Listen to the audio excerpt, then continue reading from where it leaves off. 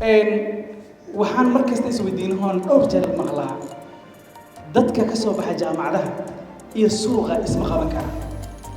maxay tahay sababta aysan mataqaan aysan suuq qaban karin maxay tahay dadka ka soo baxa Kenya ama Uganda ama waddan kale ka soo baxa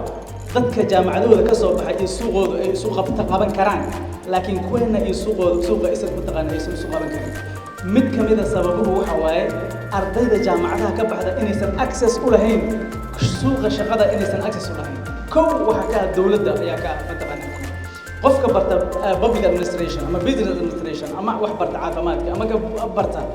wuxuu u baahan yahay inuu tago meelaha shaqadu ay ka socoto oo uu muddo soo joogo oo uu tababar ku soo qaato mataqaan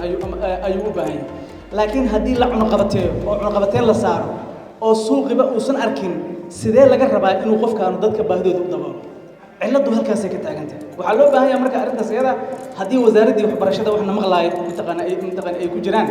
arrinkaas isaga inay balaan education balaan oo ay ku jiraan internships inay sameeyaan waxaan arkay 2015 education national education plan Malaysia waxyaabihii aan xasuusto aad ii xiisad geliyay waxaa kamid ah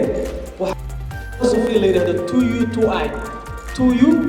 2UI waxbarashada inay ku saleysanaato 2U2I maxaa laga wadaa 2U2I afar sano laga wadaa markay tahay loola jeedaa haddii lix tahana mataqaan 3U3I ay noqonaysaa waxa waaye ardaygu inuu 2 years ku qaato and 2 years in the industry ardayga noocaas oo kala oo 2 sano soo jooga industry-ga oo haddii uu business administration baranayay marketing ku soo shaqeeyo oo hadduu computer science baranayay development ku soo shaqeeyo oo hadduu engineering baranayay dhismihii waaweynaa iyo from design to implementation goobjoog ku ah ma la mid yahay qof xogaa inta jaamacadda ka soo baxa asagoo indha baqaaqa banaanka soo istaaga ma la mid yahay lama mid aha taas waa sababta ay ardayda jaamacadaha ka soo baxda aysan mataqaan aysan compatible u wayso arrinta marka waxay u baahan tahay national plan ay mataqaan u baahan